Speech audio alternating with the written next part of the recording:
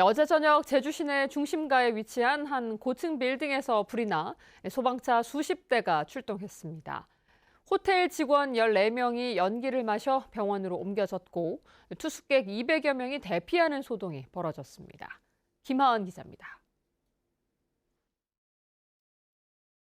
지상 38층, 높이 168m로 제주 시내 최고층 건물인 드림타워. 소방차와 경찰차 여러 대가 줄지어 서 있습니다. 호텔 앞에는 수백 명의 투숙객들이 대피해 있고 옷도 갈아입지 못한 채 목욕 가운 차림도 눈에 띕니다.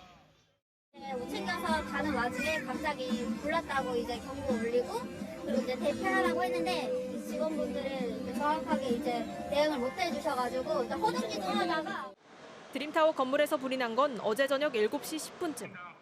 건물 6층에 있는 여자 사우나에서 불이 났는데 소방차 23대가 출동해 20분 만에 진화했습니다.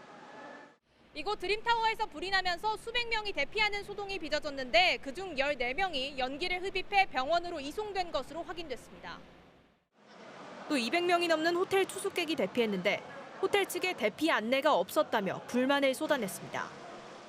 안 되고 벨 울리는 것도 되게 늦었고 그리고 저희가 냄새를 맡은 시점으로부터 한 20-30분 뒤에 이제 내려가라고 했으니까 완전 6층이 다 연기로 장악한 다음에 대피를 시킨 거거든요. 소방당국은 6층 여자 사우나에 있는 건식 사우나 시설에서 불이 시작된 것으로 보고 시설 관계자 등을 상대로 화재 원인을 조사하고 있습니다. MBC 뉴스 김하은입니다. 제주도의회 정례회가 내일부터 16일간의 회기로 열립니다. 이번 정례회에서는 의사가 없어 1년 반 동안 문을 닫고 있는 민관협력의원 문제를 풀기 위한 조례 개정안을 심사합니다. 또 4.3 당시 억울하게 옥살이를 한 4.3 희생자 60명에 대한 직권 재심도 내일 열립니다. 이번 주 주요 일정을 송원일 기자가 보도합니다. 제428회 제주도의회 1차 정례회가 내일부터 오는 26일까지 16일 동안 열립니다. 이번 정례회에서는 지난해 1월 준공한 뒤 의사를 구하지 못해 문을 닫고 있는 서귀포시 대정읍 민관협력의원 문제를 해결하기 위한 조례 개정안을 심사합니다. 개정안에는 간호사 등 의료 인력의 인건비를 지원하는 조항을 신설해 민관협력의원을 정상화하는 계기가 될지 주목됩니다. 또 지난해 제주도와 제주도교육청 예산에 대한 결산 내역을 심의해 승인합니다. 한편 민선 8기 후반기 행정시장에 내정된 김완근 제주시장 후보자와 오순문 서귀포시장 후보자에 대한 인사청문회를 오는 27일과 28일 개최하는 방안을 논의해 결정할 계획입니다. 내일 오전 10시 제주지방법원에서는 4.3 당시 억울하게 옥살이를 한 4.3 희생자 60명에 대한 군사재판 직권재심이 열립니다. 지금까지 법원의 직권재심 결과 무죄가 선고된 군사재판 피해자는 1,362명이고 일반 재판 피해자는 81명입니다. 올해 첫 제주도 경제정책협의회가 오늘 제주도청에서 열립니다. 오영훈 지사가 주재하는 오늘 회의에서는 한국은행 제주본부에서 최근 제주 지역 경제 동향과 향후 여건을 발표하고 올 하반기 경제정책 방향과 경제 활성화 방안을 논의할 계획입니다. 제16회 사려니 숲 에코 힐링 체험 행사가 오는 14일 개막해 닷새 동안 열립니다. 이번 행사에서는 숲속 음악회와 맨발 걷기, 제주 고사리삼 모형 만들기 등 다양한 프로그램이 마련됩니다. 특히 자연 휴식 연재를 실시 중인 물찻 오름을 한시적으로 개방하고 사전 예약을 한 입장객에 한해 탐방할 수 있는 기회를 제공합니다. MBC 뉴스 송원일입니다. 과속이나 신호위반으로 적발된 경우 장소가 어린이 보호구역이면 과태료 금액이 훨씬 올라가는데요. 자치경찰이 1년 넘게 일반 도로에서 적발된 위반 차량에 어린이 보호구역 과태료를 물린 것으로 드러났습니다. 보도에 박주연 기자입니다. 서귀포시 영어교육도시 내 한 아파트 앞 교차로. 이곳은 일반 도로로 제한 속도가 시속 30km로 설정된 구간입니다. 그런데 이 무인 단속 카메라에 일반 도로가 아닌 어린이 보호구역 단속 기준이 적용돼 과태료가 부과됐던 사실이 드러났습니다. 지난해 4월부터 지난달까지 1년 넘게 잘못 부과한 과태료는 모두 831건, 1,800만 원을 더 받았습니다. 일반 도로에서 신호 위반을 할 경우 과태료가 7만 원인데 어린이 보호구역을 적용해 6만 원이 더 많은 13만 원을 물렸고 속도 위반의 경우는 3만 원이나 더 부과했습니다. 자치경찰은 내부 점검 과정에서 과태료를 잘못 부과한 사실을 확인했다며 더 물린 과태료는 납부자에게 환급하겠다고 밝혔습니다. 하지만 주민들은 법을 지켜야 할 경찰이 업무를 제대로 하지 않았다며 직무유기라고 말했습니다.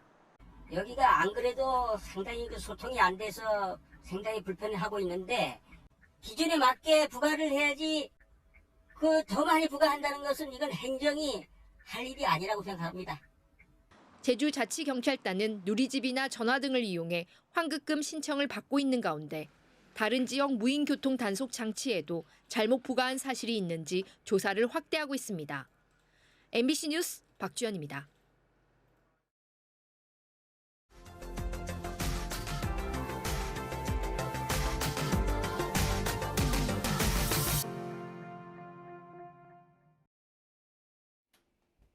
파크골프 인기가 치솟자 마을 곳곳에 동호인들이 직접 만드는 소위 셀프 파크 골프장도 우후죽순 들어서고 있습니다. 심지어 주인도 모르거나 허락도 없이 남의 땅에 무턱대고 파크 골프장을 조성해 마찰이 빚어지고 있습니다. MBC 충북 전효정 기자가 보도합니다. 평평한 하천 둔치에 펜스가 설치됐습니다. 하천을 따라 300m 정도 이어졌습니다. 펜스 안에는 홀컵과 깃발까지 인근 주민 동호회가 만든 파크 골프장입니다. 하고 싶은 사람은 많은데 마땅한 장소가 없어 가까운 공터를 골랐습니다. 이용 회원들에게 개인당 연회비 10만 원씩 받아 1년 넘게 관리 중입니다. 미원면이 아니라 가동면 그러니까 여기 치는데 저기 가서 들어왔지. 해보려고. 노인네들 뭐 80억 넘은 사람들이 뭐 할 거 있어. 이거나 치지. 이곳은 미원면 미원천의 한 하천 부지입니다. 마을 골프 동호회가 약 300m가량 늘어진 이 하천 부지를 파크 골프장으로 무단 점유하고 있습니다. 펜스를 친 땅의 절반 정도가 국가 소유지만 점용 허가 등 사전 절차는 없었고 나머지 사유지도 땅 주인 3명 가운데 해외 체류 등으로 연락이 닿지 않은 2명은 알지도 못하는 상태입니다. 사유 공장을 다 받아와야 된다고 해서 저희 힘으로는 할 수 없는 그런 상황이라 그냥 어르신들 놀게 내비둔 거예요. 나이 드신 분들이 놀게 해달라고 그래서 그거 만들어준 게 무슨 큰 죄냐고. 공공의 공간을 특정 동호회가 사유화했다며 인근 주민의 신고가 반복되는 등 셀프 골프장을 둘러싼 마찰도 불거집니다. 일반 주민들은 이제 전기공원 사용하지 못하게 되는 상황이 됐죠. 6시, 7시부터 오셔서 치실 때는 이제 공치는 소리랑 떠드는 소리에 떼고 주민 신고에 따라 2차례 원상복구를 명령한 청주시는 고발까지 검토 중입니다. 6월 말까지 일단 또 2차 행정명령을 내린 상태인데 그 이후에 좀 더 지켜보면서 고발까지 할 생각을 하고 있습니다. 현재 충북의 파크골프 인구는 협회 가입자만 7,288명. 3년 사이 거의 5,000명. 최근에는 매달 200~300명씩 급증하는 추세입니다. MBC 뉴스 전유정입니다. 서핑 인구가 늘면서 서핑 명소도 제주와 강원도 양양뿐만 아니라 전국적으로 생기고 있는데요. 경상북도가 300억 원을 들여 동해안에 위치한 포항과 영덕을 서핑 특화단지로 조성한다고 합니다. 포항 MBC 김형일 기자가 보도합니다. 영덕 장사해수욕장이 동해안 서핑 명소로 알려지면서 전국의 서핑 동호인들이 몰리고 있습니다. 2km에 길게 펼쳐진 장사해수욕장은 수심이 얕고 파도가 좋아 연중 서핑이 가능한 점이 장점으로 꼽히고 있습니다. 서핑에 대한 관심이 높아지고 대구와 중부 내륙권의 접근성도 좋아지면서 지난해 만여 명의 서핑객이 이곳을 찾았습니다. 만 명 중에 한 30%, 40%가 지금 충청권에서 이리로 영덕으로 방문해 주시고 나머지는 대구, 구미, 여기 안동 북부권에서 저희들 많이 찾아주고 있습니다. 서핑객이 늘면서 영덕군은 지역 랜드마크인 부흥 브릿지를 설치했고 15억 원을 들인 서핑 지원센터를 올해 연말 준공할 예정입니다. 또 동해안 서핑 관광 활성화를 위해 경북도와 지자체가 힘을 모아 동해안 서핑 특화단지 조성 사업도 올해 새롭게 추진하고 있습니다. 영덕과 포항 지역 서핑 명소에 실내 서핑센터와 클럽하우스, 서핑 아카데미를 건립할 예정인데 정부에 300억 원의 예산 편성을 요청한 상태입니다. 앞으로 추가적으로 실내 서핑 센터를 조성해서 사계절 천천후 서핑 메카로 키워갈 계획이며 올 파크도 조성해서 랜더 서핑을 즐길 수 있도록 경상북도와 협의해서 경북 동해안을 전국적인 서핑 명소로 만들기 위한 서핑 인프라 구축 사업이 큰 기대를 모으고 있습니다. MBC 뉴스 김형일입니다.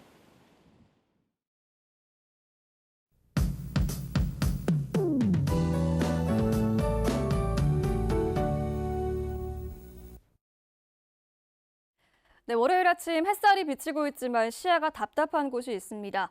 대기 중에 수증기가 많아서 해안가에 안개가 껴있는데요. 이렇게 아침까지 바다에 안개가 끼는 곳이 있겠고 중산간 지역에도 가시거리가 짧겠습니다. 아침 출근길 교통안전에 유의하셔야겠습니다. 이번 주는 날씨가 더워지겠는데요. 남쪽에서 고온다습한 공기가 유입되면서 오늘 제주는 낮 기온이 28도까지 오르겠고 성산도 27도까지 오르면서 예년 기온을 4도가량 웃돌겠습니다. 중산간 지역은 낮과 밤의 기온 차이가 10도 내외로 크겠는데요. 오늘 가벼운 옷차림 하시고 저녁에는 얇은 겉옷도 챙겨 입으시기 바랍니다. 오늘 구름낀 날씨를 보이다가 낮부터 맑아지겠고요. 한낮에는 자외선 지수가 매우 높겠습니다. 아침 현재 기온 보시면 북부 서부 지역 19도, 동부 지역 17도, 한라산 성파나 16도로 시작하고 있습니다. 낮 최고 기온은 북부 지역이 28도까지 오르면서 가장 덥겠고요. 동부 지역 27도, 남부 지역 26도, 서부 지역 25도 예상됩니다. 바다 안개로 인해서 현재 추자도는 가시거리가 200m 미만으로 시야가 답답한데요. 햇살이 비추면서 안개는 거치겠고요. 섬 지역도 구름 낀 날씨를 보이다가 차차 맑아지겠습니다. 바다의 물결은 잔잔하게 일겠습니다. 다만 해상에 안개가 껴서 항해하거나 조업하는 선박은 유의하시기 바랍니다. 이번 주는 맑은 가운데 낮더위가 계속 이어지겠습니다. 날씨였습니다. 다음 달부터 모든 전기차 충전과 주차구역에서 충전 방해 행위를 하면 경고 없이 즉시 과태료가 부과됩니다. 제주도는 다음 달 1일부터 전기 차량과 외부 충전식 하이브리드 차량이 충전구역 내 일정 시간을 초과해 주차하거나 비전기차가 충전구역 내 1분 이상 주정차할 경우 경고 없이 과태료 10만 원을 부과한다고 밝혔습니다. 또 충전구역 주변에 주차 또는 물건을 쌓아 충전을 방해하거나 충전시설이나 충전구역 표시 등을 고의로 훼손할 경우 최대 과태료 20만 원이 부과됩니다. 제주 4.3의 올바른 이름을 찾기 위한 논의를 활성화하기 위해 조례 제정이 추진됩니다. 제주도의회는 도민들의 4.3에 대한 이해를 높이고 4.3의 올바른 이름을 찾는 정명 논의를 활성화하기 위해 제주도 4.3 도민교육 활성화 조례 제정안이 발의됐다고 밝혔습니다. 이번 조례안에는 4.3 도민교육 활성화 시책을 강구해야 하는 도지사의 책무와 교육지원위원회 설치와 운영에 대한 내용 등이 담겨 있는데 내일 열리는 제주도의회 정례회에서 다뤄질 예정입니다. 제주 지역 아파트 입주율이 하락세를 기록했습니다. 주택산업연구원이 주택사업자를 대상으로 설문조사한 결과 지난달 제주 지역 아파트 입주율은 66.6%로 전달보다 4.7%포인트 떨어졌습니다. 미입주 원인을 보면 기존 주택 매각 지연이 43.1%로 가장 많았고 잔금 대출 미확보가 23.5%로 그 뒤를 이었습니다. 주택산업연구원은 최근 전세 수요 증가와 전세가 상승으로 세입자 확보 어려움은 줄어든 반면 대출 규제 등으로 잔금 대출은 어려워진 것으로 분석했습니다. 지난해 제주에서 입장객이 가장 많았던 관광지는 천지연 폭포였던 것으로 나타났습니다. 문화관광연구원에 따르면 지난해 도내에서 가장 인기 있는 관광지는 100만 7,800여 명이 찾은 천지연 폭포로 집계됐습니다. 2위는 97만 6천여 명이 찾은 한화 아쿠아플라네 제주가 차지했고 한라산 국립공원이 그 뒤를 이었습니다. 한편 지난해 전국에서 입장객 수가 가장 많은 관광지는 778만 1천여 명이 찾은 순천만 국가정원과 순천만 습지였습니다. 취약계층의 에너지 비용 부담을 줄이기 위한 에너지 바우처 사업이 추진됩니다. 제주도는 올해 연말까지 노인과 장애인, 한부모 가족 등을 대상으로 지난해보다 2만 원이 인상된 에너지 바우처 36만 7천 원을 지원한다고 밝혔습니다. 대상자는 읍면사무소나 동주민센터에 직접 방문하거나 복지로 홈페이지에서 신청할 수 있습니다. 한편 에너지 바우처는 저소득층 등 에너지 이용에서 소외되기 쉬운 취약계층이 전기와 도시가스, LPG 등을 구입할 수 있도록 바우처를 지급하는 제도입니다.